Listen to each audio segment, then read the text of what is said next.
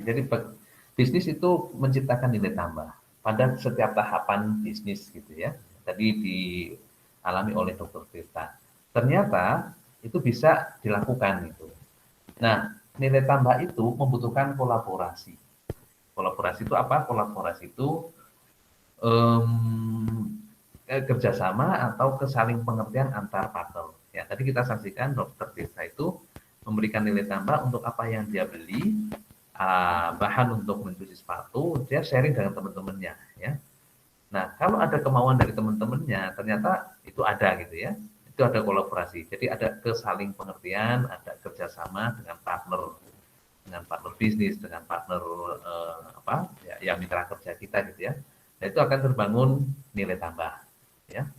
Nah, kolaborasi ini muncul juga dari gagasan atau knowledge yang di-share atau diseminasi, disebarkan gitu ya. Nah, jadi awalnya itu merupakan sebuah knowledge ya. Knowledge yang di-sharing atau diseminasi atau disebarkan gitu ya. Ini nanti bisa dikolaborasikan. Jadi kalau knowledge itu tidak masih tersimpan gitu ya, masih dalam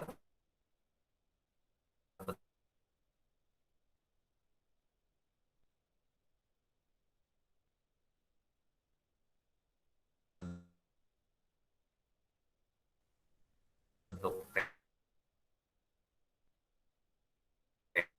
ada jenis knowledge di sini ya. Nah, kita ke sini dulu bahwa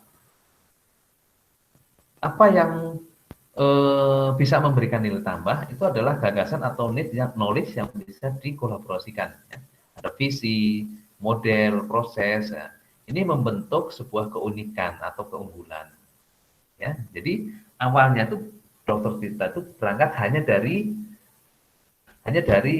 ide dia bahwa apa yang dia beli itu bisa nggak sih ditanggung rame-rame, bisa nggak sih menjadi sesuatu yang murah, ya kalau ditanggung bersama-sama. Ternyata itu bisa menjadi peluang, ya peluang bisnis. Jadi ada visi, gagasan, dan modelnya seperti apa? Nah, tadi modelnya sudah kita lihat, ya. Modelnya itu adalah pertama sharing cost, ya sharing untuk menanggung biaya pembelian bahan pencuci sepatu. Kemudian dibuatlah proses sehingga menjadi sebuah proses bisnis ya. Dan ini ternyata sesuatu yang unik, yang unggul. Jadi belum ada atau mungkin masih sangat jarang orang berbisnis membersihkan sepatu. Ternyata itu value editnya juga juga bagus ya bagi orang-orang yang memang mempunyai kebutuhan. Tadi ada yang diwawancarai, ternyata dia puas ya. Daripada nyuci sendiri, waktunya lama, kehilangan waktu, dibandingkan kalau dia mencucikan di Source and Care ternyata hasilnya lebih bagus ya, value added-nya lebih tinggi. Ya, dari itu berangkat dari knowledge ya, knowledge yang di sharing atau didiseminasi, disebarkan ya, didiseminasi itu disebarkan ya, di share gitu ya. Nah, knowledge itu sendiri ini bisa berbentuk tacit knowledge ya. Tacit knowledge itu adalah knowledge yang masih tersimpan dalam bentuk misalnya intuisi, ya, intuisi itu apa ya? Intuisi ya. Kalau misalnya Anda punya, kalau orang Jawa bilang itu greget gitu ya. Tiba-tiba kayak dokter kita tadi ada intuisi.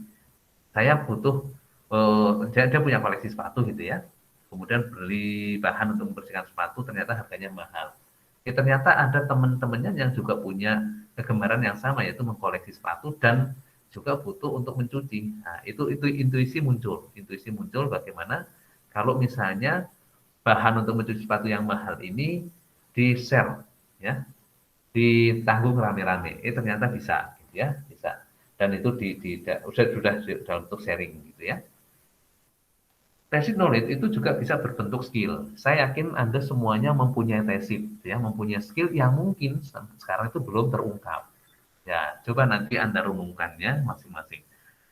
Sebenarnya saya tuh mempunyai intuisi juga, skill juga ya. Mungkin Anda belum belum belum menajamkan skill itu, ya. Dan juga tacit knowledge itu juga masalah mental ya, mental. Anda yang misalnya optimis, kemudian Anda gemar hal-hal yang kreatif gitu ya, itu juga merupakan tacit ya, tacit. Jadi masih tersimpan. Nah, tacit knowledge ini sifatnya personal ya. sangat-sangat personal. Jadi orang lain tidak tahu, belum tahu ya, karena memang ya yang punya knowledge ini belum mengungkapkan, belum men-share, gitu ya. Personal kemudian konteks spesifik ya, sangat sangat kontekstual ya. Contohnya apa? Misalnya gini ya, misalnya gini. Anda sedang misalnya yang kos ya, yang kos kemudian pulang kampung ya, pulang kampung ini juga banyak yang muncul gitu ya, naik kendaraan umum gitu ya. Nah, Anda mungkin salah satu penggemar bis malam kalau yang ke luar kota ya. Nah, dari kegemaran Anda naik bis malam ini, ada sesuatu yang Anda merasa pengen, oh saya mau harus videokan atau Anda rekam gitu ya. Anda Anda apa? Eh, Anda abadikan momen itu gitu ya. Nah, itu konteks spesifik ya. Dan Anda kebetulan mempunyai keterampilan untuk memvideokan sesuatu misalnya ya. Anda punya skill ya dalam dalam momen tertentu ya, konteks spesifik ini Anda ternyata menemukan itu ya. Anda dokumentasikan, kemudian iseng-iseng Anda juga suka bermain di IG atau YouTube gitu ya. Kemudian Anda aktualkan di sana gitu ya. Nah, ini sudah nanti kalau Anda sudah aktualkan ini berarti sudah di-share ya. Dan ini tacit knowledge sebenarnya mudah dikomunikasikan. Ya, mudah dikomunikasikan. Nah, ini nanti akan kita pakai untuk latihan ya. Latihan kita merumuskan sesuatu yang merupakan konteks bisnis proses manajemen ya. Tacit knowledge ini nanti akan kita rubah menjadi explicit knowledge ya. Jadi kalau kita mau menjadikan knowledge itu memberikan nilai tambah ya, kita kan harus mengkolaborasikan nih dengan mitra kita, dengan orang lain.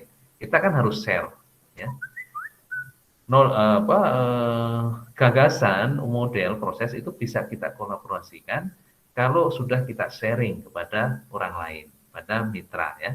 Jadi masih berbentuk knowledge, kalau sudah di-share itu nanti bisa dikolaborasikan.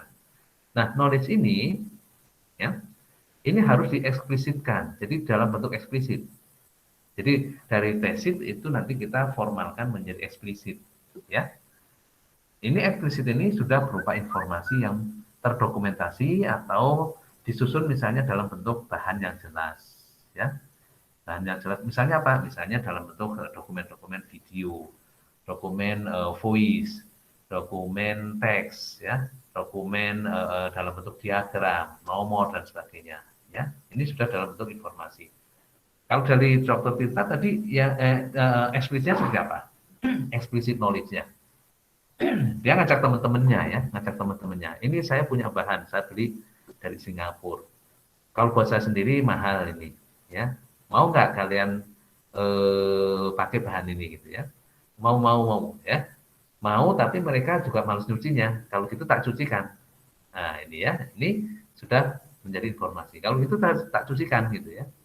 Bahannya pakai banyak saya, akhirnya diformalkan lagi ya, dibentuk lagi menjadi sebuah bisnis yang benar-benar memberikan value added ya, baik bagi dia sendiri maupun bagi customer dia ya, bagi teman-temannya waktu itu. Nah, sekarang sudah bagi customer ya. Nah, bentuknya apa? Ini bentuk explicit knowledge ini sudah bisa dalam bentuk proses bisnis ya.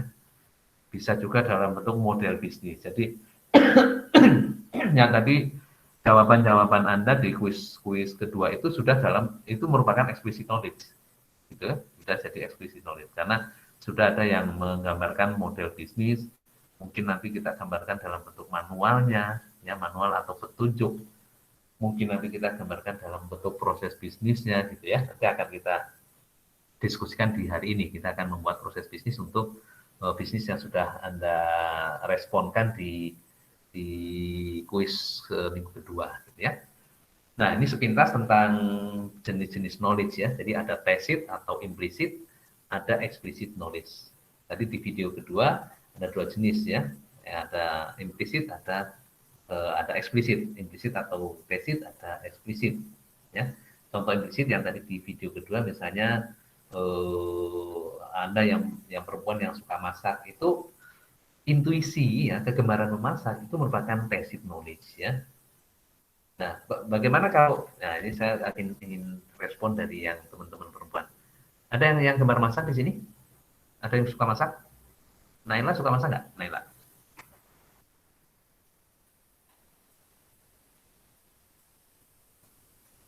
Ada yang suka masak? Dinda? Firman jago, Pak. Firman, oh calon chef ini. Firman jago masak, suka masak apa Firman?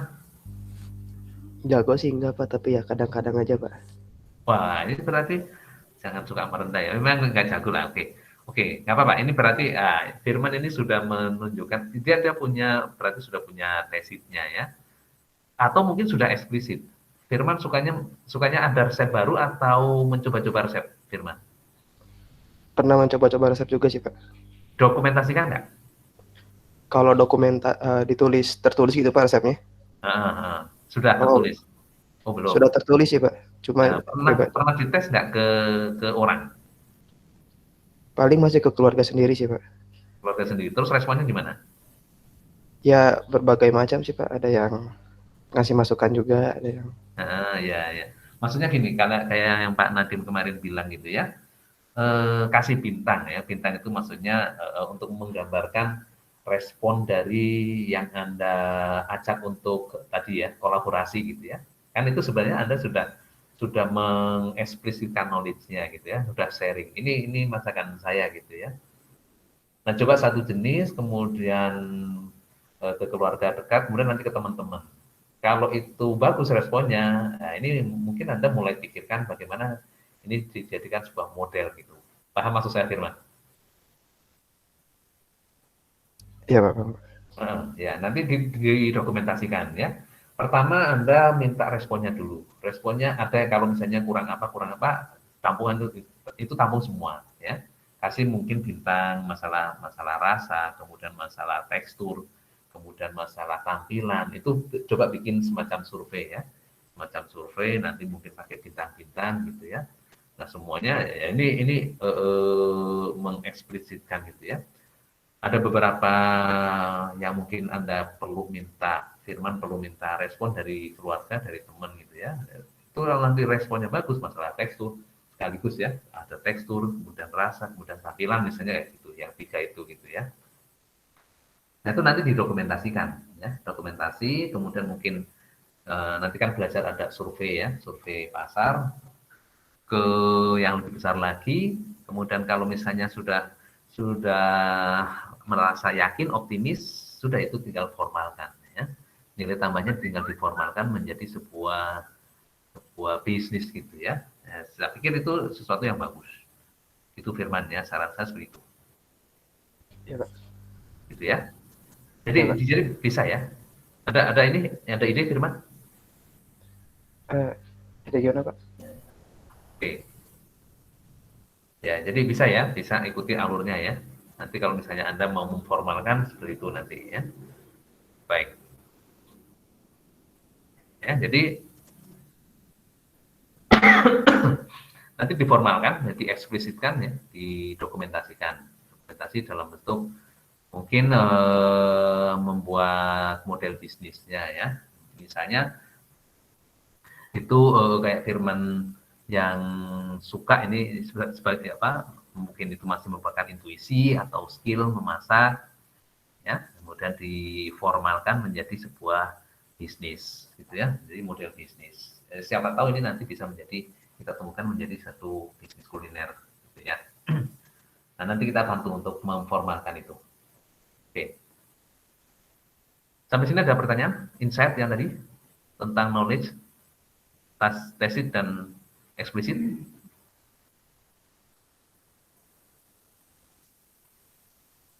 Tidak ada ya, oke. Nah, knowledge ya, kalau kita bicara ontologinya ya, ontologi itu filosofi yang terkait dengan sifat dan bagaimana kita mengorganisasikan suatu realitas ya. Jadi menerjemahkan sesuatu itu sifatnya seperti apa, bagaimana kita mengorganisasi sesuatu yang nyata itu ontologi ya. Nah, knowledge itu harus knowledge yang kita knowledge kan banyak sekali itu ya, banyak sekali. Kalau kita mau menjadikan itu sebagai sesuatu yang memberikan manfaat, nilai tambah, itu harus adaptif, versatil ya, dan dibangun melalui eksternalisasi. Ya. Jadi ada proses eksternalisasi knowledge. Nah ini dikembangkan oleh Nonaka ya, Nonaka dan Takeuchi. Ada model untuk pengembangan knowledge atau namanya spiral ya, spiral knowledge. Jadi knowledge itu kan bersifat tacit ya tadi ya, tacit, masih internal ya, internal ada di dalam diri kita. Nah, knowledge ini dibentuk melalui proses kreasi yang kolaboratif, ya, kolaboratif dan iteratif. Iteratif, kolaboratif itu maksudnya itu melibatkan pihak-pihak lain, ya, dikomunikasikan dengan pihak lain, disampaikan kepada pihak lain, ya, di-share, dikomunikasikan, dan bersifat iteratif. Iteratif itu melalui proses yang terus-menerus, berulang-ulang itu iteratif. Apa yang berulang? Yang berulang itu adalah proses eksternalisasi, ya, eksternalisasi, kombinasi, internalisasi, kemudian eksternalisasi lagi, kombinasi internalisasi lagi. Nah ini membentuk spiral, ya. Berangkat dari tacit knowledge, ya, tacit knowledge ini tacit tadi ya berupa intuisi, berupa skill, berupa apalagi ini misalnya dalam bentuk mental ya, yang memiliki sifat personal ya. Jadi knowledge yang masih sangat-sangat personal, masih di dalam diri masing-masing orang ya. Kemudian kita tacit ini akan kita sosialisasikan ya. Disosialisasikan. Cara mensosialisasikannya gimana? Cara mensosialisasikannya ya tadi yang dilakukan oleh Dr. Tirta ya. Ya ngomong ke teman-temannya ya. Saya punya bahan untuk mencuci sepatu, sepatunya bersih. Tapi saya belinya mahal. Mau nggak kamu? Tapi nanti biayanya kita tanggung bareng-bareng. Itu sosialisasinya ya. Atau yang dilakukan oleh Firman tadi ya. Saya punya kegemaran untuk memasak ya, mencoba resep baru. Nah, ini resep saya. Coba dong cicipin. Nah, itu contoh sosialisasi ya. Nah, di sosialisasi ini kita mengambil empati ya, empathizing, empati ya, empati atau bagaimana sih respon dari orang lain. Ya, kalau Firman tadi respon dari keluarganya, mungkin dari teman-temannya tentang masakannya, tentang resepnya ya. Ya, apa yang dimintakan responnya itu yang nanti perlu ditajamkan ya. Saya pengen ini ya misalnya Firman tadi punya gagasan misalnya ini mau saya jadikan ide sebuah bisnis ya saya mau jadikan bisnis ya. Apa sih yang harus saya desain dari resep saya ini ya, yang harus saya kuatkan dari resep ini, yang harus saya dokumentasikan dari resep ini, yang harus saya tajamkan nanti pada saat ini akan menjadi bisnis ya. Ya tadi misalnya ada tiga aspek dari makanan, yaitu rasa, kemudian tekstur dan tampilan.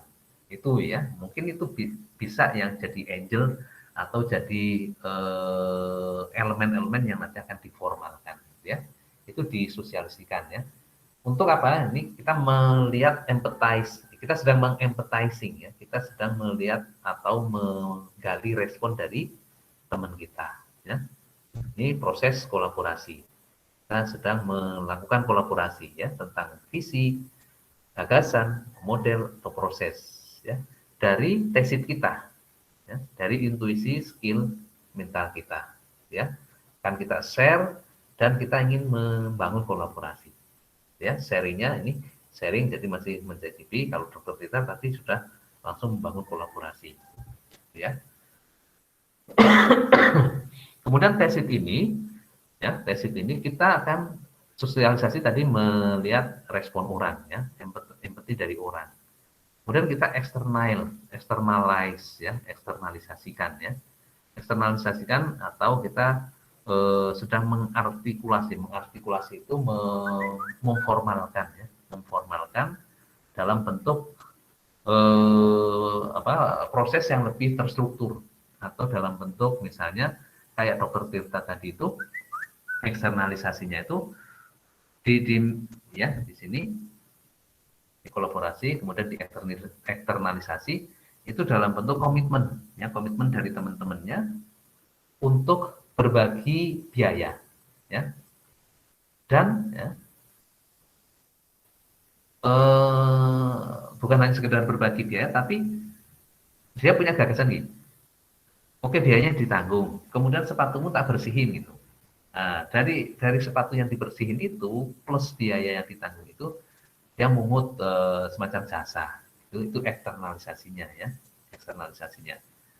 Jadi jasa untuk pembersihan sepatu. Kalau bahannya itu sudah disosialisasikan di sini. Saya punya bahan ini, mau nggak ini di share? Ya, sepatumu jadi bersih kalau pakai bahan ini. Aduh, nggak punya waktu ya buat bersihin. Udah bersihin sekalian, nah itu eksternalisasinya di situ. Ya udah sini tak bersihin pakai bahanku gitu ya. Akhirnya itu diformalkan menjadi bisnis jasa pembersihan sepatu. Ya, itu artikulasi. Ya, dan ini dilakukan secara kombinasi ya. Jadi kadang sosialisasi, eksternalisasi, internalisasi lagi gitu ya. Nah, internalisasinya di mana? Setelah di eksternalisasi tadi ya, formalkan, internalisasi lagi. Ini kalau saya bikin perusahaan gimana ya? Nah, ya, internalisasi. Akhirnya dibuatlah perusahaan formal ya. Perusahaan yang secara hukum itu sudah benar-benar diakui sebagai sebuah usaha ya. Nanti tugas kita urutannya akan ke sana ya.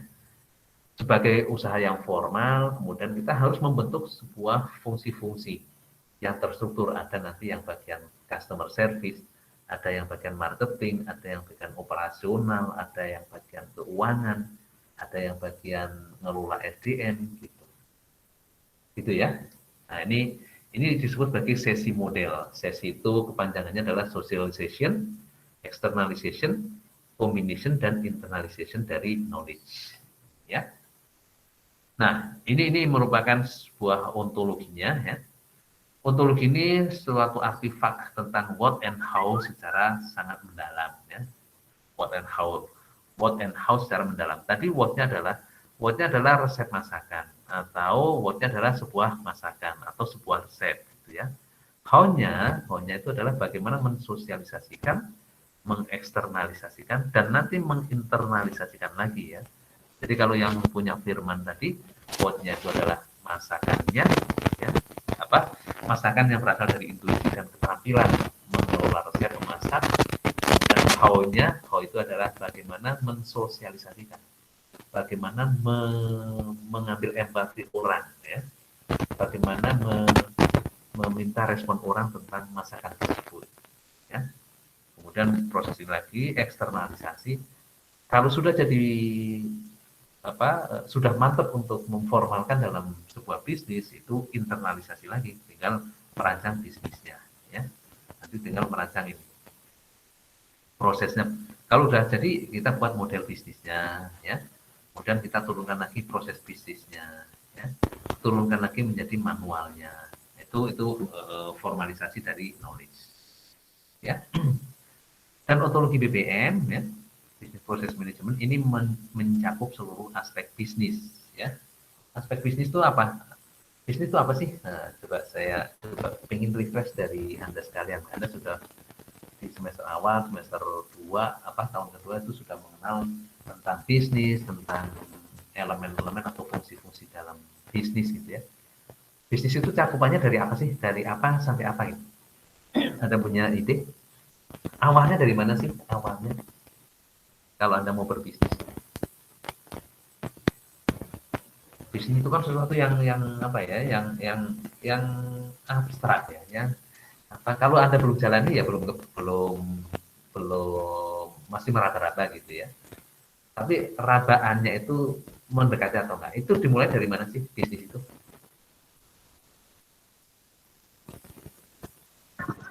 Gagasan mungkin, Pak. Dari Gagasan.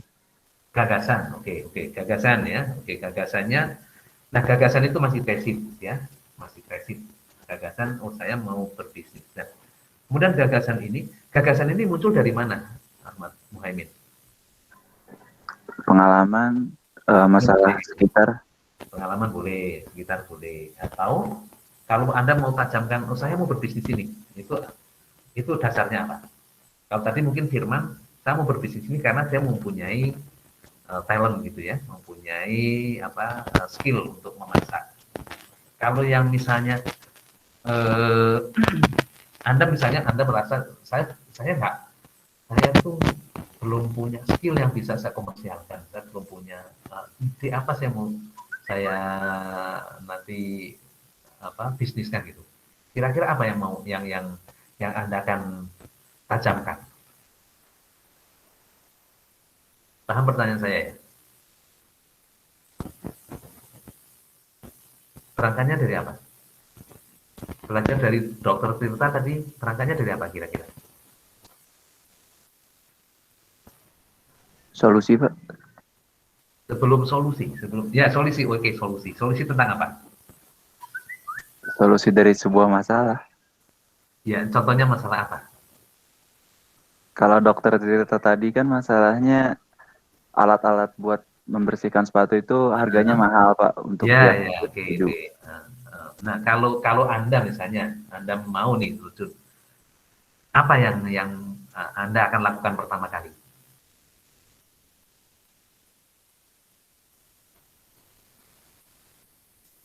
Umumnya apa? Orang tuh butuh apa sih? Kan gitu ya. Orang tuh butuh apa sih gitu ya. Jadi kalau kita ngerokok misalnya nih ya, misalnya kita nggak punya sumber daya kayak kita bukan Firman atau kita bukan Dokter Tirta ya, yang benar-benar belum punya terbetik apa yang saya jual. Kalau Firman atau Dokter Tirta kan memang sudah punya sesuatu yang bisa diformalkan untuk jadi bisnis kan gitu ya. Firman itu punya resep, punya keterampilan untuk membuat masakan. Nah kalau kita misalnya masak nggak bisa, kemudian nggak punya keterampilan untuk bersih-bersih juga nggak bisa misalnya. Apa yang kita, kalau misalnya saya pengen bisnis gitu, ya kita yang paling diminati orang di sekitar kita misalnya bisa kita lihat ya, itu apa sih? Mungkin dari teman-teman kita, mungkin dari keluarga kita, gitu ya. Contoh kasus ini ya, ini dialami oleh teman saya kebetulan orang medis, dokter gitu ya. Dia tuh mempunyai pengalaman gini. Di kalangan medis sekarang ini sedang ada satu wacana ya, bahwa ilmu medis yang berkembang di dunia mostly ya, dominan itu adalah ilmu medis barat, Amerika dan Eropa. Gitu ya. Yang mendasarkan pada kaidah medis itu tentang pengobatan melalui antibodi. Ya, melalui antibodi. Jadi suatu penyakit dilawan dengan mematikan penyakit itu gitu. Ya, itu filosofi medis barat. Sementara sekarang sudah berkembang di medis ini. Sudah, meskipun Anda kenal herbal gitu ya, Anda kenal herbal. Sebenarnya kalau di kaidah medis timur ya, Cina Timur gitu ya, kedokteran di pertama kali tabib-tabib di Islam gitu ya, itu konsepnya bukan melawan penyakit, tapi mencegah penyakit. Ya, mencegah penyakit. Dengan apa? Dengan namanya probiotik. Ya, kalau barat itu antibodi. Jadi kalau kita sakit itu bagaimana kita melawan penyakit itu dengan antibiotik ya. Sementara kalau di timur itu probiotik. Ya, probiotik itu jadi kita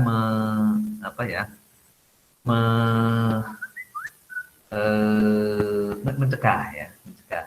Jadi fungsi pencernaan itu dibuat agar kita tahan terhadap penyakit atau penyakit tidak mudah masuk itu dengan probiotik herbal ya. Nah sekarang sedang menggalakkan herbal, ada macam-macam herbal yang ramah dengan tubuh, tidak merusak ginjal, nah seperti itu. Ya. Akhirnya itu menjadi sebuah bisnis juga. Sekarang dia menjadi agen obat herbal. Dan herbal itu sekarang diaksep ya, kalangan dokter meskipun tidak formal itu mereka menerima, sehingga dalam waktu beberapa bulan itu omsetnya sudah sangat besar hanya jualan obat herbal, padahal itu dokter. Itu contoh gagasannya. Jadi kita berangkat dari apa sih yang dibutuhkan orang, dan apa yang dibutuhkan orang itu bisa kita amati dari sekitar kita ya, dari lingkungan kita, itu bisa muncul. Nah, kira-kira itu seperti itu Muhammad. Maksudnya apa yang dibutuhkan oleh customer, gitu ya. Bisa dipahami? Atau ada yang mau kasih ide?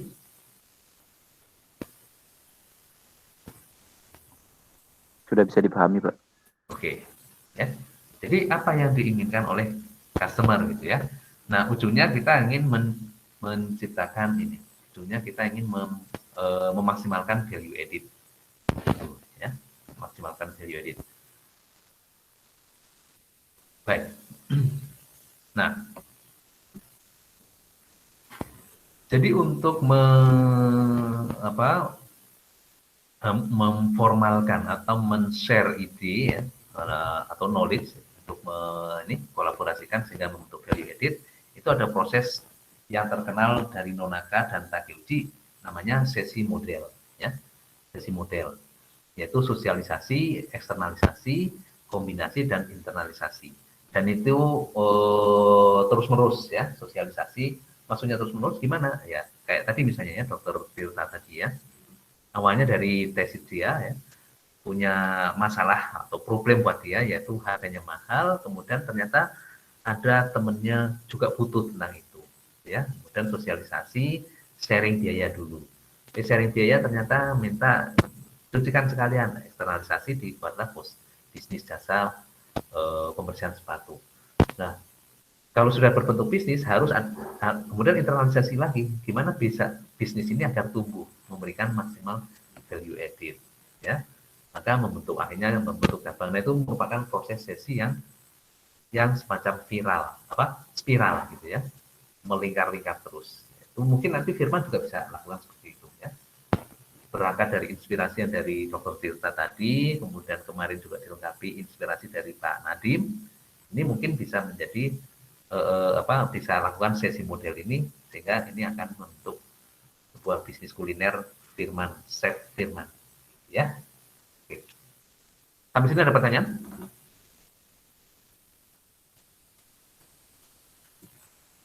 Saya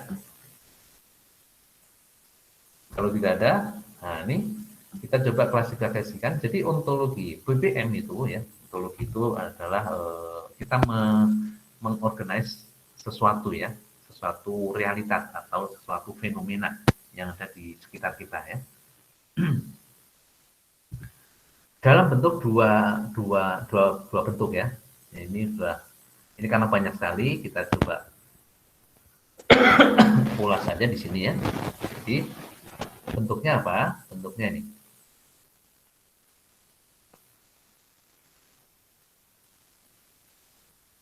Nah ini ya, bentuknya ini. Nah, ada komposisi dan dekomposisi ya. Ontologi BPM ini terbentuk dari dua kelompok, yaitu komposisi dan dekomposisi atau meta objek. Nah, komposisi itu nanti kategori yang besar. Contoh misalnya komposisi, misalnya ya, kalau dalam bisnis misalnya komposisinya adalah keuangan. Nah, keuangan itu kemudian kita dekomposisi keuangan menjadi apa saja gitu ya. Nah, contoh misalnya di sini untuk dekomposisi proses ya, dekomposisi proses atau meta objeknya. Jadi objek prosesnya itu kita kategorikan ke dalam, misalnya ya, kita buat proses area atau kategorisasi proses. Kategorisasi proses ini merupakan kelompok atau level tertinggi dari suatu kategorisasi proses. Ya, kategorisasi proses. Misalnya apa? Ke proses areanya itu adalah di keuangan, ya, berdasarkan fungsi bisnisnya. Proses di marketing, ya, proses di human resource, kemudian highest level of abstract ya, highest level of abstract. Jadi level tertinggi dari suatu proses, ya. Kemudian kita turunkan lagi menjadi proses group, ya. Ini masih kategorisasi lagi, ya. Nah, ini merupakan kelompok dari suatu proses ya. Jadi misalnya proses areanya ya, kita misalnya bikin proses area itu adalah, kita sekalian buat di sini ya. Misalnya kita buat sebuah proses area seperti ini. Nah,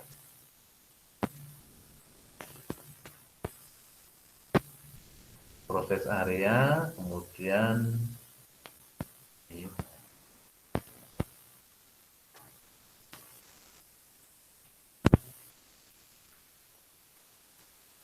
ini objek prosesnya ya. Kemudian ini bentar.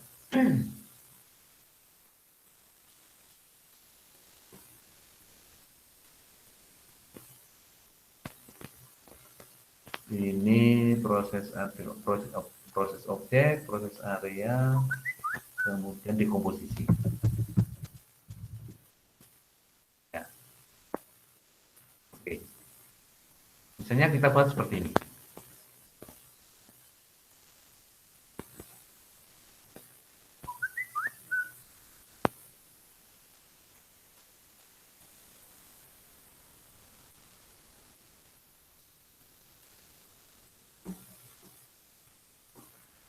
Area proses keuangan, misalnya kayak gini ya, atau finance department ya, direktorat keuangan atau departemen keuangan ya.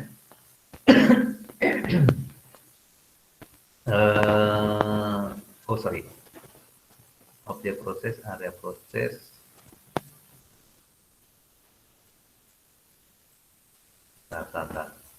area proses objek.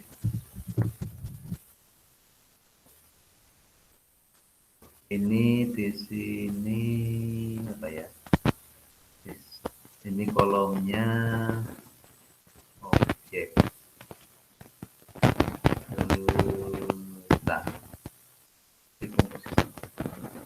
Oh, ini objek ya, ini objek.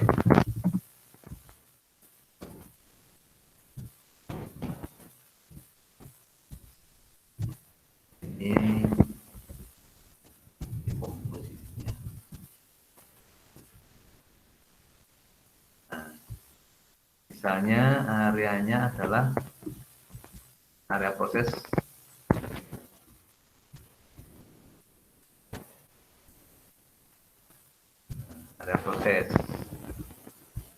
ini keuangan itu ya. Kemudian kategori proses atau kelompok proses, ini misalnya akunting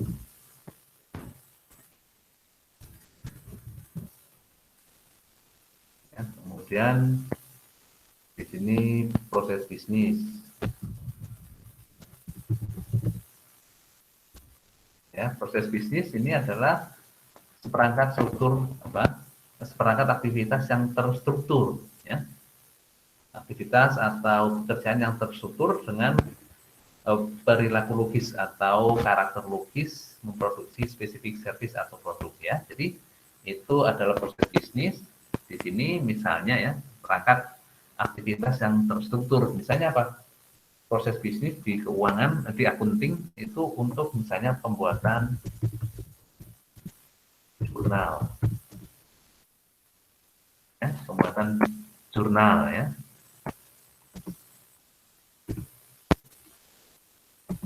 harian ya, untuk transaksi harian misalnya kayak gitu ya.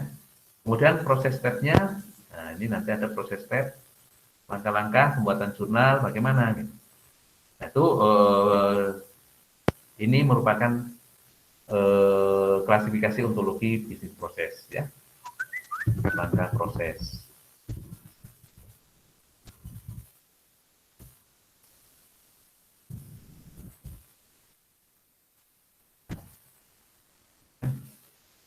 Langkah-langkah pembuatan jurnal.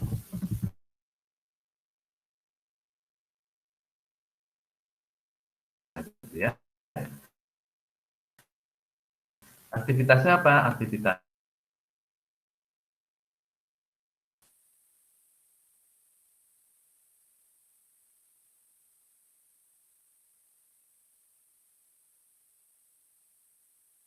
atau turunan dari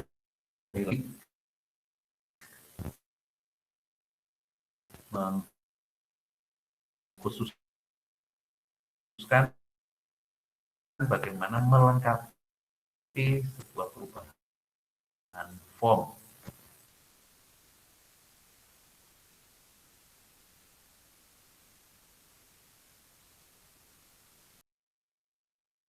Setiap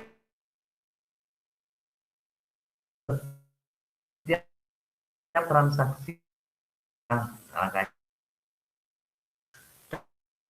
dari transaksi harian akan dibuatkan, ini konseptual atau barebone ya. Transaksi harian dibuatkan atau dicatat dalam jurnal. Ya, nah, Anda sudah punya ilmunya ya, penjurnalannya. Contoh misalnya gini.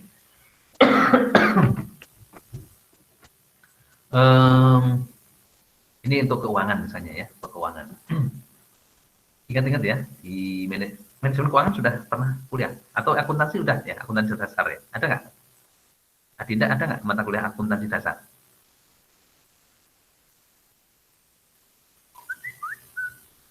Ada nggak kuliah akuntansi? Ada, Pak. Ada, Pak. Oke ya, berarti masih ingat ya, ini Firman sudah membentuk bisnisnya menjadi bisnis formal, ya. Kemudian Firman, oke ya, saya tulis saja ya. Saya tulis di chat ya, nanti tanggapi ya. Saya Firman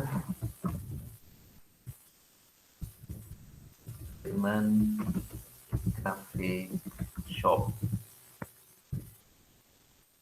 tanggal 1 Maret 2021 belanja kopi hanya 100 kilogram harga 10 juta rupiah.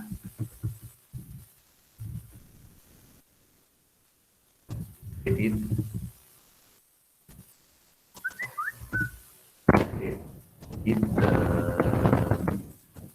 dengan syarat pembayaran 20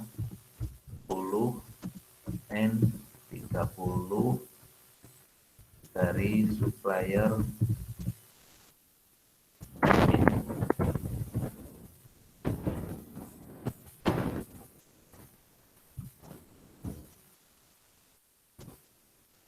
Contoh ya, contoh transaksi seperti ini.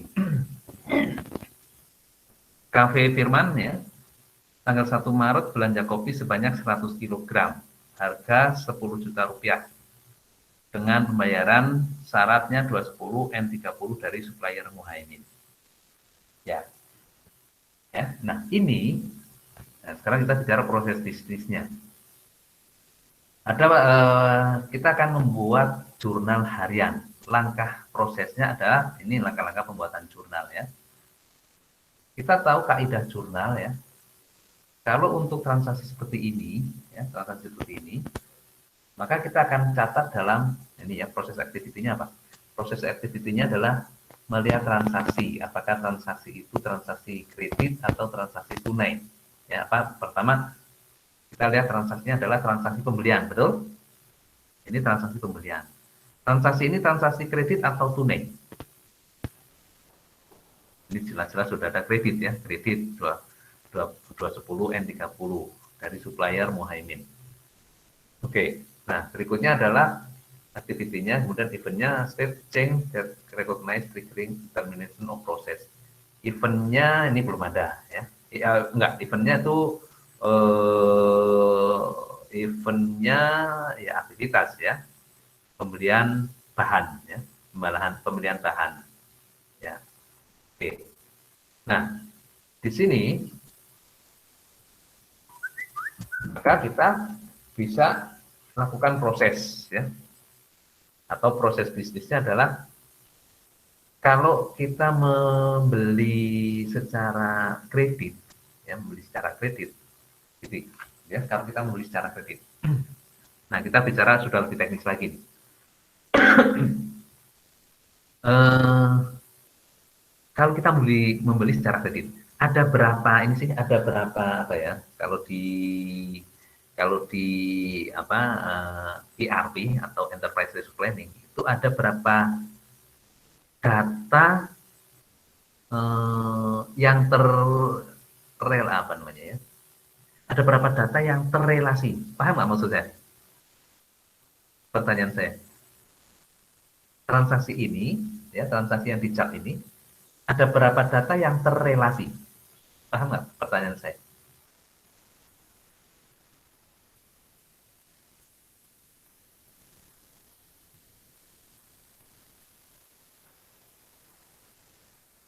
Saya tulis ya.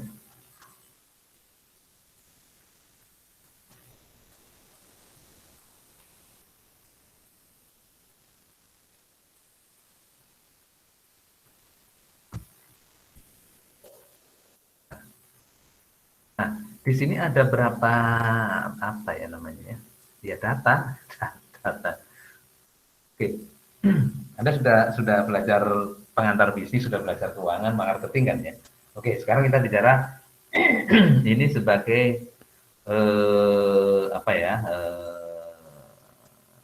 Taruhlah database lah ya, database. Nah, di transaksi ini ada berapa database, ada berapa data sih yang terlibat gitu, yang terrelasi gitu, yang terrelasi lah ya. Ada yang bisa memberikan komentar, Firman atau Muhaimin atau yang lain? Data apa saja sih yang kita akan nanti akses dari transaksi ini? Ada 4, Pak. Oke, ya. Apa aja Lala? Eh, jumlah kopinya 100 kilo, terus harganya. Bentar. Jumlah kopi, harga, terus Tentuan kreditnya itu, Pak. terus syarat pembayaran gitu ya. Ya, sama Terus yang N/30 syarat pembayaran juga nggak sih, ya, Pak? syarat pembayaran itu. Iya, 3 berarti, Pak. 3, oke. Ada yang lain? Tanggal juga bisa nggak, Pak? Oke, tanggal ya. Tanggal.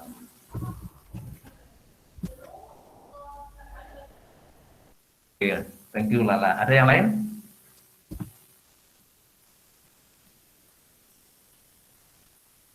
Ada yang lain? Nah, oke ya. Sekarang kalau kita bicara database, nggak apa-apa ya, kita bicara database ya. Karena memang mata kuliah ini kan nanti arahnya kan ke sana ya, jadi kita bicara basis data. Nah, ini apa yang disampaikan Lala tadi, ini namanya transaksi. Jumlahnya berapa, harganya berapa, ini namanya transaksi. Gitu ya. Jadi ini bukan database tapi transaksi. Nanti kita bicara level proses gitu ya.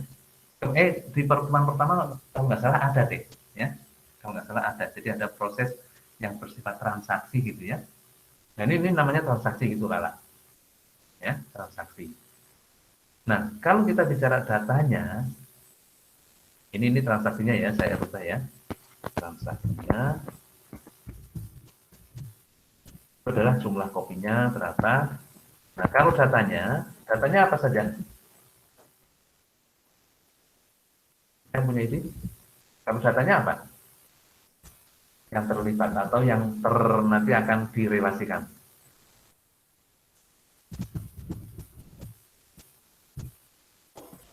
Data supplier, Pak, dari Muhaimin. Oke, sip. Nah, kopinya dulu dong.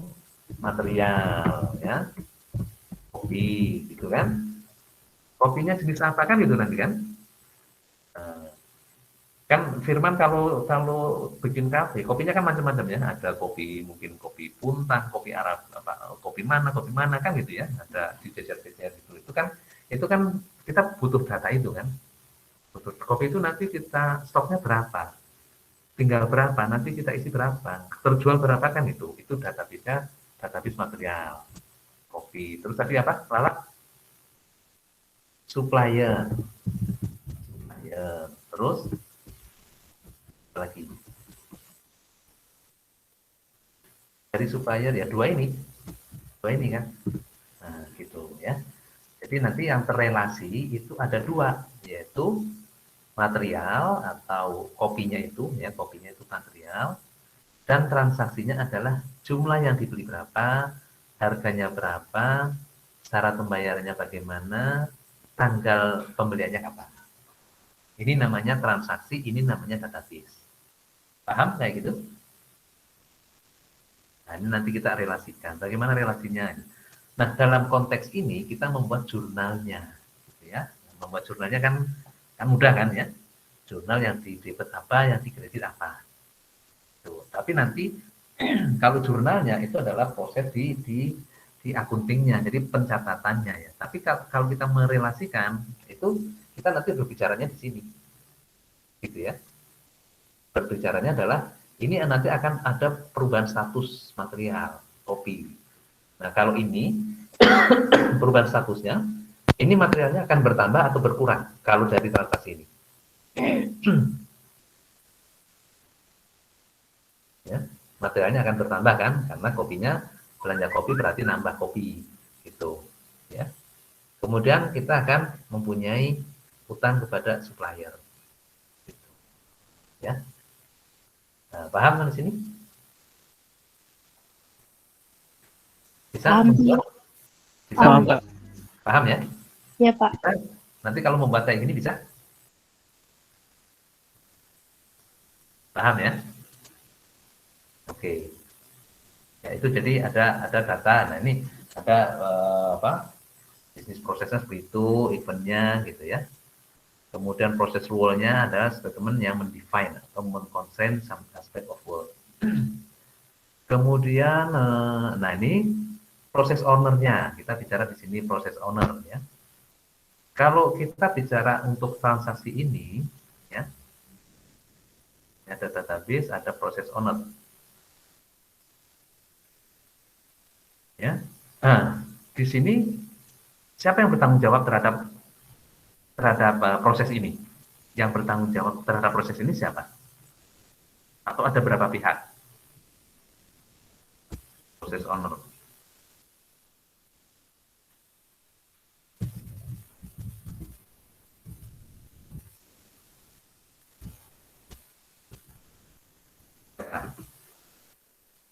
Ya, kalau kita bicara di sini kita belanja kopi, berarti orang yang bertanggung jawab terhadap pengadaan kopi, gitu ya. Misalnya bagian pembelian atau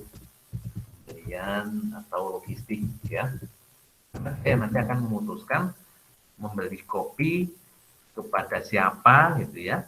Itu keputusan ada di dia, bagian pembelian atau purchasing, ya. Logistik kan, yang mungkin di atau yang logistik lah ya. Atau sering disebut juga ada mungkin nanti kalau di industri mungkin di bagian procurement, ada yang menyebutnya purchasing, ada yang menyebutnya procurement, ada yang menyebutnya mungkin disatukan di bagian logistik atau pengadaan gitu ya. Kemudian siapa lagi proses owner yang lain? Untuk pencatatannya keuangan. Ya. Nah, ini contoh. Ya. Jadi, dari transaksi ini, ya, kita coba rumuskan, kita coba rinci area prosesnya ada di mana. Ini misalnya, area prosesnya ada di mana? Area prosesnya ini ada di dua tempat, yaitu ada di bagian area prosesnya ada di finance ini nanti untuk akuntingnya, tapi ada di material juga, ya, atau di persediaan, ya, persediaan. Kelompok prosesnya kita bisa uraikan di sini. Kelompok prosesnya adalah pembelian dan keuangan atau akuntansi, ya. Kelompok pembeliannya itu sendiri itu adalah transaksi untuk pembelian materialnya atau kopinya, sedangkan transaksi pencatatan transaksinya itu ada kelompok proses di akuntansi, ya. Proses bisnisnya adalah apa ini? Proses bisnisnya adalah belanja bahan, ya, belanja bahan atau pembelian material dan pencatatan akuntansinya, ya. Langkah prosesnya ini. Gitu. Ya. Proses flow-nya, nah, nanti kita bisa buatkan proses flow. Ini proses flow termasuk di dalamnya adalah stream atau arah, ya. Kemudian proses flow ya Anda sudah sering membuat workflow ya atau flowchart gitu ya, itu bisa menggambarkan proses flow-nya. Kemudian proses rule-nya ini adalah specific and prescribed set of expected behavior. Ini berkaitan dengan peran dari masing-masing yang terlibat dalam proses ini ya. Contohnya di sini proses owner ini berperan untuk melakukan transaksi, untuk mengeksekusi pembeliannya ya. Kemudian accounting ini perannya atau role-nya itu adalah mencatat transaksi keuangannya ya. Jadi nanti transaksi keuangan itu dicatat ya, pencatatan penambahan nilai persediaannya ya. Kemudian penambahan hutangnya. Kalau nanti selesai ya, kalau selesai transaksi kemudian hutang dibayar, ini nanti bagian accounting mencatat penyelesaian hutangnya dan ya, penyelesaian hutangnya artinya mengurangi hutang ya, hutang di debit dan kasnya juga dikurangi di kredit gitu ya. Ini proses rule-nya seperti itu. Kebayang seperti ini? Ada pertanyaan? Belum ada, Pak. Kebayang ya, pelan saya? Iya, Pak. Oke, sip ya. Baik, kita lanjut.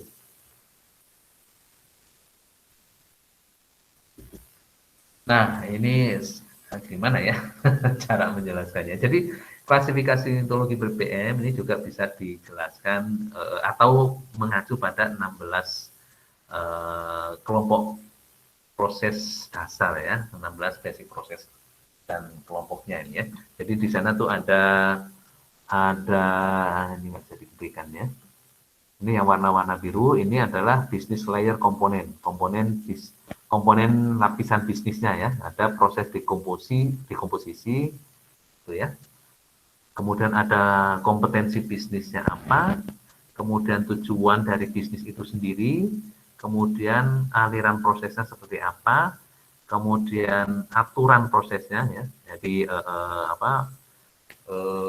rule of the game dari proses ya, kemudian keamanan proses. Ini saya ambil dari biasanya dipakai untuk orang IT kalau bekerja ya, membuat program. Kemudian ada pengukuran proses, jadi ini lengkap. Ini kita bisa ambil dari beberapa elemen ini ya. Kemudian yang kuning ini adalah application layer komponen yang bersifat aplikatif.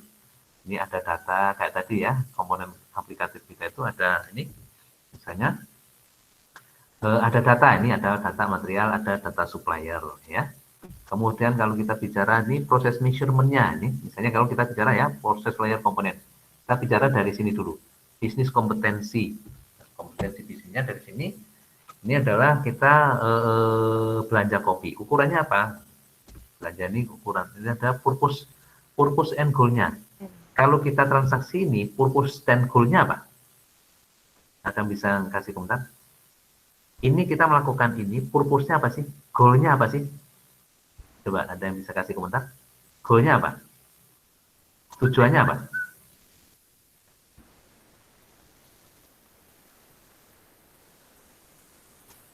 Untuk kafe kita, ini tujuannya apa? Kita akan belanja tanggal 1 Maret, belanja kopi. Tujuannya apa? Agar proses layanan terpenuhi. Jadi, kita harus ada stok kopi. Kalau nggak ada, ya bayangkan kalau sebuah kafe nggak punya stok kopi. Jadi, artinya ini kan tujuannya adalah bagaimana kita mensatisfy para customer, ya. Jadi, pada saat customer membutuhkan kopi yang kita belanja itu ada jaminan kopinya tersedia gitu ya. Itu tujuannya. Dan tujuan yang kedua, ini tujuan yang pertama itu ini adalah masalah kopinya. Tujuan yang kedua apa? Tujuan yang kedua kita memanfaatkan kredit ya, memanfaatkan kredit ini dari sisi keuangan ya. Jadi di bisnis kalau kita berbisnis prinsipnya tuh kalau kita membeli itu ya prinsip bisnis yang secara umum gini ya. kalau kita membeli, berbelanja itu carilah supplier yang bisa memberikan kredit selama-lamanya. Jadi artinya kita bisa mengutang selama-lamanya gitu ya. Semakin panjang kreditnya semakin bagus, itu prinsip bisnis. Karena apa? Karena kita bisa mengolah modal kita dulu ya. Tapi kalau kita jualan ya, maka bikinlah jualan itu cash, jangan kredit. Itu prinsip dalam bisnis gitu. Gitu ya. Nah, jadi ini juga masalah pengelolaan keuangan. Jadi kita memperoleh kredit yang menguntungkan kita, gitu ya. Nah, ini tujuan pertama adalah tujuan ininya ya. Tujuannya itu adalah ketersediaan kopi dan kredit yang menguntungkan kita, ya. Kompetensinya adalah kompetensi untuk aktivitas procurement atau pembelian ini, itu ya. Kemudian bisnis layer lainnya, proses flow-nya. Ini proses flow-nya kita bisa lihat ya, transaksi kopinya ini pembelian secara kredit kepada supplier, itu proses flow-nya secara deskriptif, tapi nanti kita bisa jelaskan juga secara alur atau flowchart ya. Itu proses flow. Proses rule-nya ya kita tadi proses rule-nya itu kita membeli dengan cara memanfaatkan kredit dari supplier. Kemudian security prosesnya mungkin tidak terlalu krusial ya, karena security jelas kita mempunyai supplier yang sangat menguntungkan, yang sudah kita pilih dan menguntungkan buat kita. Kemudian proses measurement-nya. Nah, ini apa measurement-nya? Pengukuran ya. Pengukurannya adalah kita mendapatkan kopi ya, sesuai dengan waktu yang kita tentukan. Jadi kalau tanggal 1 Maret kita belanja ya, tanggal 1 Maret kita belanja, misalnya belanjanya kita secara nggak pakai nunggu misalnya ya, atau ordernya 1 Maret kemudian dikirimnya tanggal berapa ya, itu nanti kita ukur bisa misalnya lead time atau waktu yang diperlukan oleh Muhaimin untuk memenuhi order kita gitu ya. Jadi kalau kita tanggal 1 Maret order, kemudian kita menginginkan tolong dikirimnya tanggal 2 Maret ya, berarti butuh waktu berapa hari nanti ya, lead time itu contoh misalnya ya, contoh ukurannya. Kemudian ukuran yang lain adalah jumlah, ukuran yang lain adalah harga gitu ya. Ini business measurement. Application layer-nya nih ya, datanya jadi adalah kita punya data yang nanti akan terrelasi, itu adalah material dan supplier. Kemudian teknologi layernya ini misalnya nanti kita bikin semacam aplikasi atau platform untuk transaksi purchasing ya, purchasing, atau kalau di ERP ini dalam satu platform namanya material management ya. Kalau kita bicara di sini ini ada platform gitu ya, ini platform. Ini platformnya adalah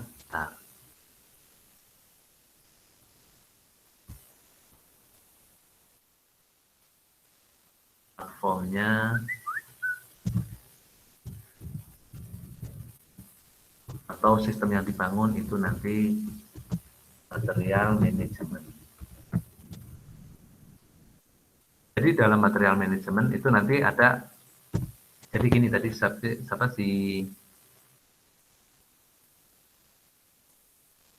ini tadi Lala ya, yang ini ya. Jadi gini Lala ya. Dalam material manajemen itu nanti ini kita bicara di sini ya. Di sini ada database, ada transaksi gitu. Ya. Nah, transaksi itu nanti akan mengakses atau merelasi atau mengambil data ya, mengambil data dari database. Ya. Jadi misalnya nih. Dalam platform material manajemen itu database-nya ada material, ada supplier. Gitu ya. Transaksinya ada jumlah yang dibeli, ada harga pembelian, ada syarat pembelian, ada tanggal. Nah, itu nanti ini semuanya akan ditampung dalam platform ini. Gitu ya. Jadi di platform ini atau aplikasi ini itu nanti sudah ada data tentang material, sudah ada data tentang supplier, kemudian nanti sudah ada parameter itu semacam apa ya? Jadi kalau kita dalam memprogram sesuatu gitu ya, parameter kalau harganya misalnya gini, kita belanjanya suppliernya adalah Muhaimin, gitu ya. Supplier Muhaimin ini kita pilih berdasarkan proses seleksi supplier, ya. Jadi ada beberapa supplier yang sebelumnya kita akan pakai, tapi dari beberapa kriteria itu Muhaimin kita jadikan sebagai supplier untuk jenis kopi ini misalnya ya. Nah, di sini kita pasang parameternya. Parameternya adalah kalau harga dari Muhaimin ya itu per kilo kopi itu kalau 100 kilo itu 10 juta berarti per kilo berapa ini? 1000 ya. 100 kilo 1 kuintal 10 juta. 10 juta dibagi 100 berarti per kilo 10.000 ya. Nah, ini parameternya ditaruh di sini, parameter nanti ya. Supplier Muhaimin itu menetapkan harga kopi dari dia per kilo sekian. Per kilo misalnya Rp10.000 gitu ya. Dengan syarat, nah itu dengan syarat itu juga harga itu adalah parameter. Ini ada dalam platform ini. Syarat itu adalah parameter. Ya, syaratnya apa? Syaratnya kalau belinya sekian, harganya 10.000. Kalau belinya di atas itu, misalnya kalau harganya sampai dengan 100 kilo, maka per kilonya 10.000. Tapi kalau lebih dari 100 kilo, per kilonya menjadi 8.000. Nah, itu parameter. Paham? Ini semuanya dalam platform. Gitu ya. Kebayang nggak kira-kira?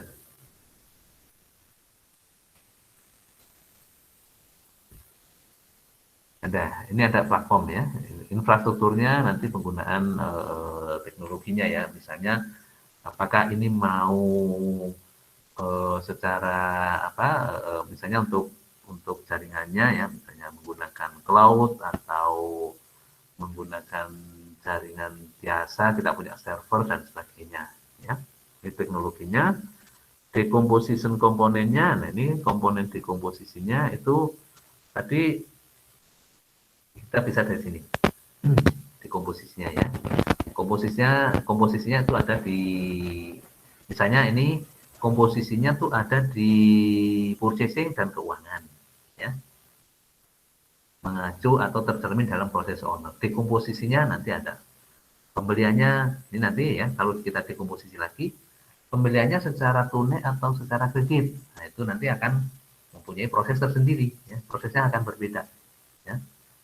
Baik di proses di pembelian maupun di akunting itu akan berbeda, itu dekomposisinya. Kemudian komposisinya juga ya. Nah ini kira-kira gambaran simpelnya seperti itu kalau kita nanti membuat BPM ya untuk proses bisnis kita.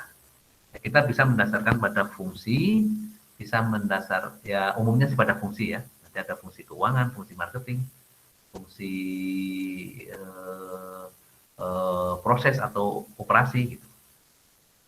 Ini klasifikasi ontologi, kalau ini 16 basic proses kelompok dan kelasnya. Oke, sampai sini ada pertanyaan? Atau ada gambaran?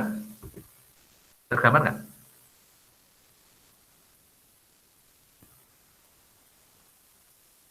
Tergambar kalau Anda nanti misalnya mau memformalisasi proses bisnis di perusahaan Anda atau perusahaan imajiner nanti. Anda ada mata kuliah kewirausahaan? Sudah atau belum? Udah, Pak. Udah, ya? Dibikin kelompok kan? Membuat kelompok untuk nyusun bisnis plan atau apa gitu kan? Iya, Pak. Iya, Sudah. Sudah, Pak. Kelompoknya masih ada? masih Tapi beda kelas ya? Satu kelas, Pak. Oh, Satu satu kelas. kelas. Di kelas ini juga ada kelompok yang dulu di kewirausahaan. Ada nggak Yumna? gimana Pak? Jadi kelompok ke kelas kewirausahaan yang dulu itu masih dalam satu kelas di sini juga. Iya. Oh gitu, wah bagus bagus bagus. Oke, nanti kita pakai kalau misalnya ada apa kasus untuk ke kelompok ya. Baik, kita lanjut.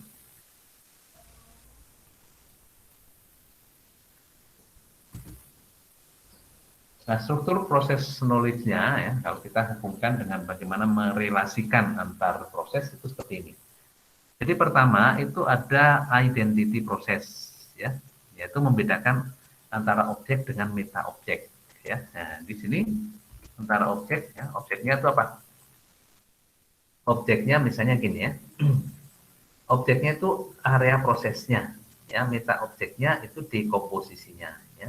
Jadi kita membedakan misalnya kita bisa membedakan bahwa sebuah proses itu berada di area proses mana gitu ya. Apakah itu merupakan komposisi atau dekomposisi. Ya, contoh misalnya kalau yang case ini ya, yang kasus ini kita mengidentifikasi ya. Identifikasi objek dengan meta objek. Kita identifikasi dari transaksi ini kita bisa identifikasi ada dua area proses, ya, yaitu area proses pembelian dan nanti persediaan ya, pembelian persediaan. Kalau kita nah ini nanti kaitannya dengan struktur atau fungsi di bisnis gitu ya. Ini pembelian dan persediaan itu ada di fungsi mana? Ini nanti Anda harus bisa menajamkan juga ya. Ini ada di fungsi mana nih?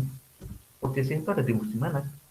Apakah di fungsi produksi? Ya.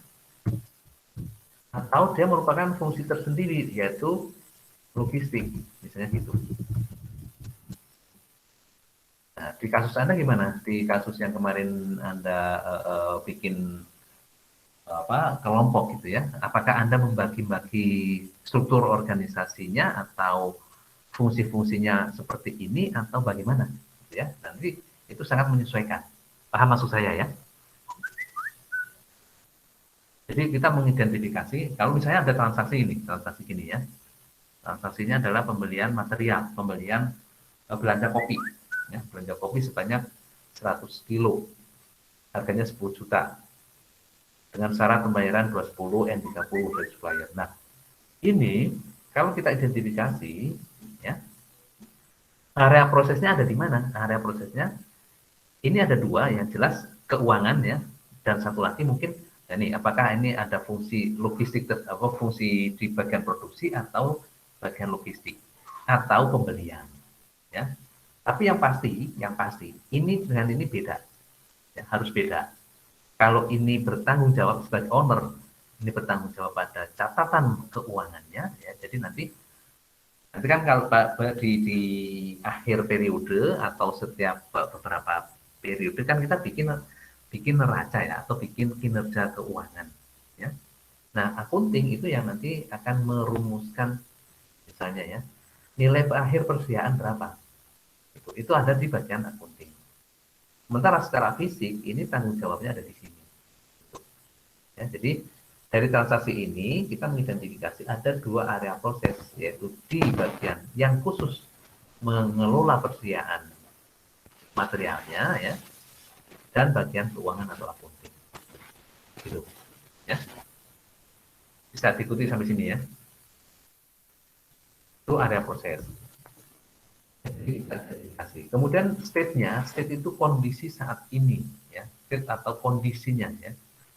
State-nya itu ada agregasi properti objek termasuk relasi dengan objek lain, meta objek kelas dan sebagainya.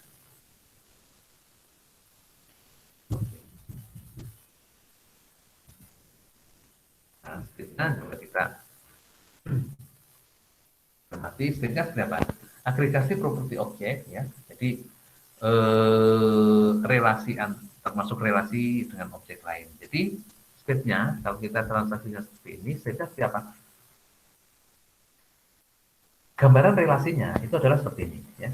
Gambaran relasinya kita membutuhkan kopi. Ya. Ini berasal dari, jadi state-nya gini. State-nya ya. Firman Cafe itu menilai, kalau kemarin di mata kuliah rantai pasok ya, kita melihat service levelnya ya, atau stok apa namanya, safety stocknya ini sudah mulai berkurang ya. Jadi persediaan kopi kita itu sudah harus memesan lagi. Ini state-nya ya, state-nya. Jadi ukuran kita itu sudah mengindikasikan, sudah memberitahu kita bahwa kita harus nambah stok kopi. Nah itu state-nya berasal dari situ. Kemudian itu memutuskan kita untuk belanja kopi tanggal 1 Maret, gitu ya. Nah ini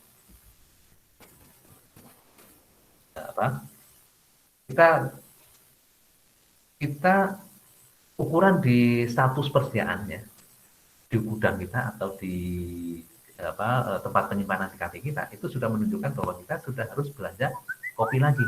Nah itu state-nya ya. Maka kita akan mengeksekusi ya, melakukan order tanggal 1 belanja kopi sebanyak 110 gram. Ini adalah state-nya ya. State-nya berasal dari situ. Oke. Kemudian behavior-nya apa?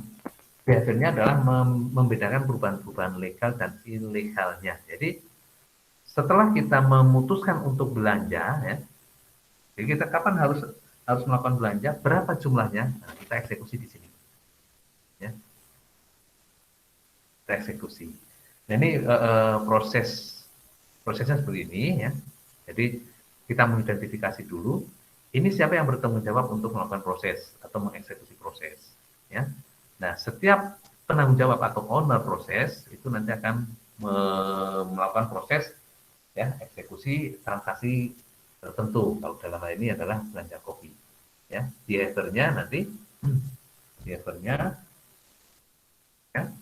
si bagian processing itu nanti akan melakukan pembelian kepada supplier yang sudah ditetapkan oleh sistem kita ya. Nah ini struktur proses knowledge-nya seperti itu. Nah knowledge-nya itu nanti ada di sini. Jadi kalau di objek mana ya misalnya area prosesnya misalnya untuk di bagian pembelian, dia punya knowledge apa tentang misalnya tentang kopi ya, kualitas kopi, kemudian suppliernya ya, supplier yang memberikan servis terbaik, harga terbaik, itu knowledge yang dia punya dan itu merupakan explicit knowledge karena sudah diformalkan, sudah ditetapkan dalam satu keputusan bisnis bahwa Muhaimin adalah supplier untuk kopi jenis ini. Nah itu ya, itu adalah knowledge yang ada di bagian pembelian. Knowledge di bagian accounting itu knowledge yang berkaitan dengan proses untuk membukukan, mencatat transaksi pembelian secara kredit. Ya, itu knowledge yang digunakan untuk mengeksekusi proses ini. Relasinya, relasi antar data. Ya. Relasi yaitu material supplier. Relasi transaksi itu nanti antara material, ya. Kemudian ada jumlah kopi, harga, syarat pembayaran, tanggal penyerahan. Itu prosesnya. Ya. Nah, kembali lagi misalnya ya, kita akan merancang bisnis proses. Manajemen bisnis proses, saya angkat lagi. Kebetulan ini jadi pernah menjadi fokus kajian saya. Kita akan menstrukturkan koperasi sebagai sebuah enterprise. Ya. Kita belajar dulu atau kita amati dulu lingkungan dari koperasi. Bahwa sebagai enterprise, sebagai suatu usaha, koperasi itu mempunyai, ini katakan sebagai unit-unit usaha yang akan dijalankan, ya, yaitu ada payment gateway, ya, misalnya untuk pembayaran tagihan-tagihan, ya, dan misalnya ada PLN, ada Telkom, ada tagihan macam-macam, asuransi dan sebagainya. Kemudian dia juga akan menjalankan usaha retail mart, ya toko koperasi, ya, yang menyediakan barang kebutuhan para anggota dan juga customer yang mau anggota. Kemudian ada juga dia akan berbisnis agency sebagai agen, ya, misalnya penjualan tiket atau sebagai agen penyaluran BBM, pupuk atau alat-alat produksi yang dibutuhkan oleh anggota dan sebagainya. Kemudian mungkin juga dia akan berusaha di bidang manufacturing, ya, proses produksi. Ya, misalnya kalau pertanian itu ada kopi, ya, yang memproses dari mulai menanam sampai menghasilkan kopinya itu manufacturing. Kalau di perikanan dari mulai menangkap sampai dengan di Indonesia belum ada kali ya, mengalengkan ikannya itu manufacturing. Atau susu gitu ya, susu pemerahan sampai dengan penjualan kepada pabrik susu, mungkin itu pemerahannya juga manufacturing gitu ya. Atau kredit simpan pinjam, usaha simpan pinjam. Nah ini kita berbicara knowledge-nya. Ini knowledge, nah, ini tacit atau eksplisit kalau di sini. Tacit atau eksplisit kalau menurut Anda? Kita menstrukturkan ini sudah tacit atau eksplisit?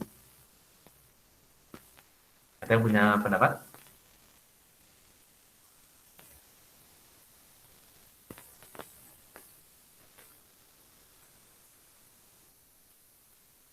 Tacit atau eksplisit? Atau Anda pada saat Anda mempunyai kelompok ya di kewirausahaan, itu knowledge yang Anda pakai untuk menyusun misalnya keuangan atau misalnya bisnis. Anda nyusun bisnis plan nggak waktu di kewirausahaan itu? Tidak, nyusun bisnis plan-nya nggak? Sampai nyusun bisnis plan nggak? Menyusun, Pak. Sip. Nah, nanti kita pakai lagi ya. Nah, pada saat Anda menyusun bisnis plan, itu lebih banyak melibatkan unsur tacit knowledge atau explicit knowledge.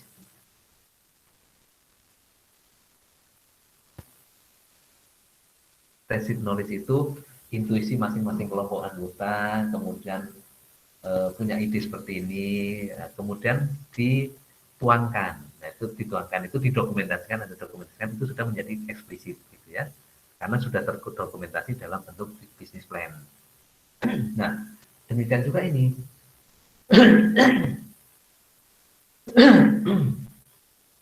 Ya, ini kalau kita bicara di sini, ini lebih banyak tacit atau eksplisit. Mungkin ada tacitnya ya. Tacitnya kalau misalnya Anda sekarang sedang punya gagasan ide. Oh, kalau kita punya koperasi kayaknya bagus deh. Nah, itu kayaknya bagus. Nah, itu merupakan masih tacit ya. Tapi kemudian kita mencari pembanding. Toko koperasi atau kita punya usaha yang untuk toko yang menjadi keagenan, menjadi payment gateway dan bisa memberikan simpan pinjam. Ya, itu gagasannya masih tacit mungkin ya. Tapi kita bisa mencari pembanding. Oh, kalau bikin toko kayak gini. Oh, kalau bikin payment gateway syaratnya ini. Nah, itu sudah eksplisit. Ya, sudah eksplisit. Nah, kemudian eksplisit kita formatkan lagi dalam bentuk seperti ini. Ya. Apa yang diperlukan untuk menopang ini? Proses apa? Ini adalah proses. Ini adalah proses ya. Untuk menopang misalnya toko gitu ya. Kalau di toko ini ada manajemen order ya. Kayak kalau di kafe ini ada manajemen order. Ini sudah proses ya. Kalau kita mau jualan itu harus ada sistem point of sales. Ya, kita menggunakan yang kayak barcode reader itu untuk jualan di kafe kita gitu ya. Itu adalah proses ya. Kemudian kalau kita kayak misalnya kita jualan atau kita berproduksi itu harus ada sistem persediaan dan stock keeping jenis yang kita simpan itu apa saja dan bagaimana sistem persediaannya. Ini untuk toko, untuk manufacturing. Ini sudah merupakan proses. Akuntansi keuangan sudah merupakan proses ya. Jadi ini kita sudah berbicara di ini area prosesnya. Nanti ada kita buat dekomposisinya, ada proses apa saja gitu ya. Dekomposisinya kalau ini misalnya ya, ini Komposisinya kalau Mart itu adalah area proses. Bisnisnya Mart atau Mart itu toko lah ya, retail ya. Area prosesnya itu adalah Mart. Kemudian dekomposisinya apa saja kalau di Mart ya. Biasanya kalau di retail itu nanti ada bagaimana sistem jual beli, transaksi jual belinya ya. Kita menjual, konsumen membeli, anggota membeli. Kemudian kalau kita bicara sebuah enterprise pasti kita bicara siapa supplier kita, ya, dan siapa customer kita. Nah ini supply chain atau rantai pasok. Supplier, jadi nanti yang bisa menjadi supplier untuk Mart misalnya ya, untuk manufacturing itu adalah para anggota. Jadi kalau di apa koperasi gitu ya, misalnya koperasi pemerah susu, suppliernya ya para peternak susu yang jadi anggota. Kemudian customernya ya kalau susunya dijual langsung atau diproses di koperasi itu, customernya ya ada anggota, ada orang di luar anggota, nanti mungkin bisa dijual melalui Maretnya, ya. Atau kalau nggak diproses sendiri, mungkin susunya dijual kepada pabrik susu seperti susu bendera, Friesian-Fresh ya, atau Nestle, itu adalah customer di luar koperasi, di luar anggota, ya. Kemudian ada juga supplier non anggota. Misalnya apa? Supplier non anggota, misalnya kalau kita mau jual mau membuka Mart juga ya, toko retail, pasti kita belanjanya juga ke grosir, bukan ke anggota. Customernya nanti ke anggota. Nah ini contoh bagaimana kita berpikir knowledge kita strukturkan ya, sehingga membentuk sebuah bisnis proses yang kita bisa manage nantinya, ya. Nah, ini sangat perspektif aplikasi ya atau IT, karena di sini kita membutuhkan proses-proses untuk manajemen order, ya, manajemen order.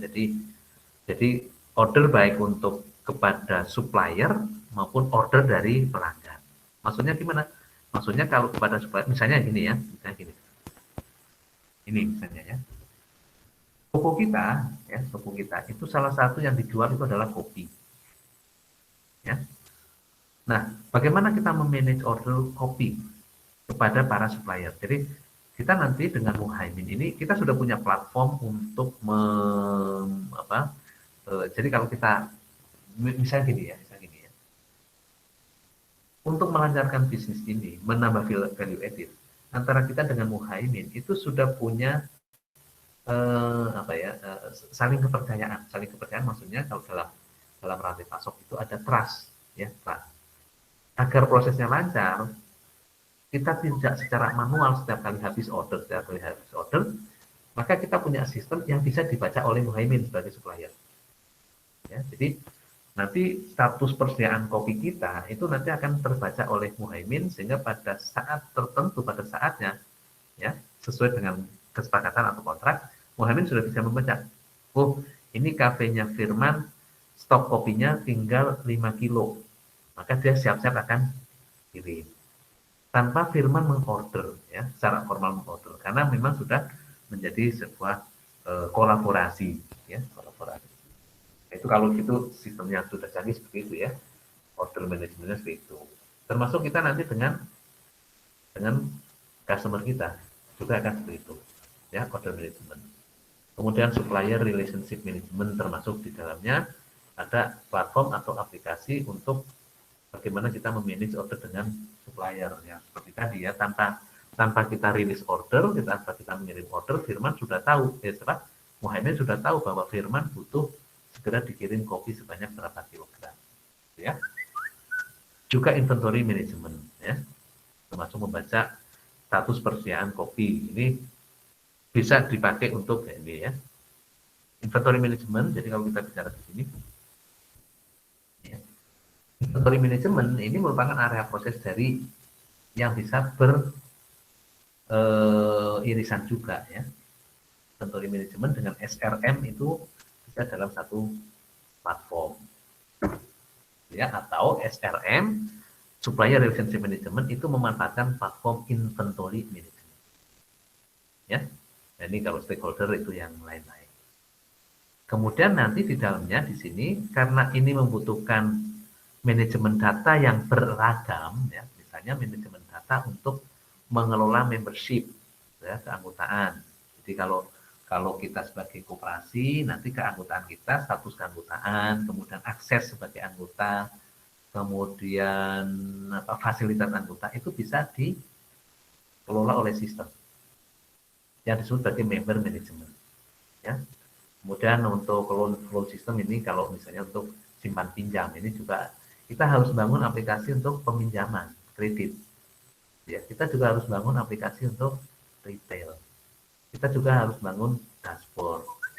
Jadi semua sistem ini ya, termasuk fintech nanti misalnya untuk GP atau payment gateway atau agensi e-commerce kalau kita belanja menggunakan online, kita jualan menggunakan online, gitu ya. Nah, semua platform-platform yang tercecer ini, apa yang terpisah-pisah ini, itu harus bisa disatukan. Ya. Jadi dalam satu aplikasi kita bisa merelasikan semua platform. Ya, ya nanti ada relasi data, relasi transaksi, akses data yang saling bersilangan dan sebagainya. Nah, itu harus ada sistem. Ya, dan harus bangun ini namanya application program interface, ya, yang menginterface. Ini orang IT lah, bagiannya orang IT. Tapi kita memikirnya di sini nanti. Struktur berpikir kita tuh di sini. Di sini hanya untuk proses, tapi kalau sudah sampai ke bisnis, sampai ke relasi antar data itu bagiannya orang IT. Oke, kebayang sampai sini. Nah, kalau di bisnis Anda yang kemarin, nanti kebayang juga kan di sini di kelompok Anda berbisnis apa gitu, ya. Baik. Nah, ini lebih detail lagi ya, lebih detail lagi. Jadi kalau sudah ini nih proses secara untuk level yang lebih bersifat kategori lagi atau level secara keseluruhan, tapi belum detail ya. Kalau yang sudah detail itu seperti ini. Ya, jadi di toko itu nanti ada manajemen sales order, ya, untuk penjualan. Kemudian ini ada untuk pengadaan. Pengadaan apa saja sih? Ini elemen-elemennya harus kita identifikasi. Ya, kita melakukan ini, ada identifikasi. Kita melakukan identifikasi ini. Perangkatnya dari mana? Perangkatnya dari prosesnya sudah kita rumuskan. Ya. Objeknya ada di mana, prosesnya seperti apa. Jadi misalnya ini masuk kategori manajemen sales order, ini masuk kategori sebagai dekomposisi. Ya. Jadi kita nanti bisa membedakan objek dekomposisi. Kalau ini objeknya ini di mana? Objek ini misalnya ya. Objeknya di mana? Objeknya ada di retail, toko, ya. Dekomposisinya apa? Dekomposisinya adalah penjualan, ya. Untuk mengelola penjualan, manajemen sales order. Kalau ini objeknya ada di mana? Pengadaan objeknya ada di toko retail atau manufaktur. Ya, dekomposisinya apa? Dekomposisinya adalah bagaimana proses mengirimkan order, bagaimana proses membeli material, bagaimana proses kalau di pabrik membuat material, bagaimana proses untuk menerima barang. Ya. Ini objeknya ada di mana? Persediaan. Objeknya ada di mungkin di retail atau di manufaktur. Ya. Dekomposisinya apa? Manajemen persediaan, bill of material atau komponen dan sebagainya. Ya. Nah, kalau sudah ini adalah prosesnya, kemudian ini kita bicara database-nya. Ya. Database-nya apa saja yang kita libatkan? Nah, ini ada data, kalau karena di sini ada membership, ya, ini ada member, ada loan, maka kita berkepentingan dengan merumuskan atau meng-create data-data ini, data anggota, data persediaan barang, data persediaan barang, ini berarti database. Maksudnya data persediaan ini sebenarnya transaksi ya, tapi transaksi menghasilkan data begitu maksudnya ya. Kalau database-nya ini database anggota, database, kalau ini database apa? Database barang atau material ya, database anggota, Database ini bisa material, bisa customer, database supplier, database customer, dan transaksinya. Ini data procurement, ini procurement berarti material atau barang ya. Nah, ini data-data yang kita bisa create ya. Dan ini nanti untuk kepentingan di luar bisnis, di luar koperasi. Kira-kira itu yang kita diskusikan hari ini. Ada pertanyaan?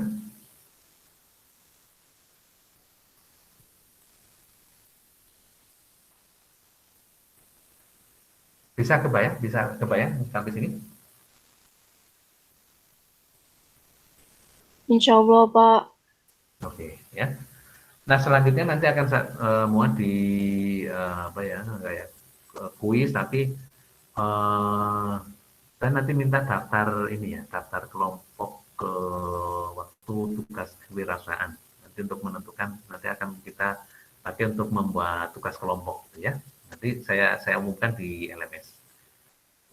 Baik, sebelum kita close, kita akan bikin evidence presentasi dulu. Tolong jangan live dulu. Ada 40 sampai posisi sekarang. Kemudian kita akan buat resensinya.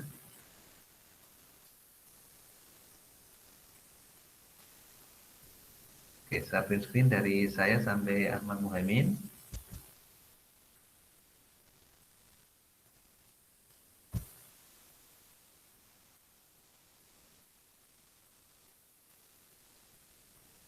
Kemudian di bawahnya Adika sampai Dinda.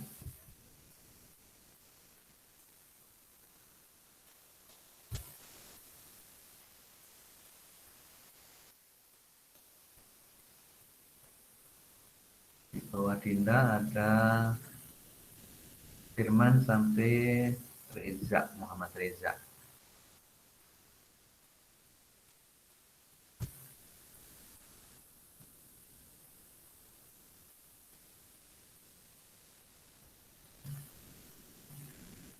Di bawah Muhammad Reza ada Muhammad Ariel sampai Rini.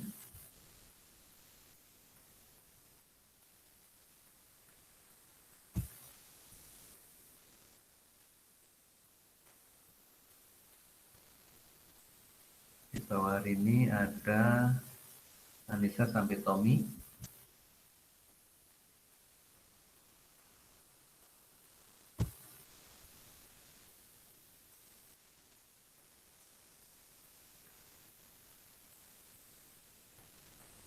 Dan terakhir sampai Yumna.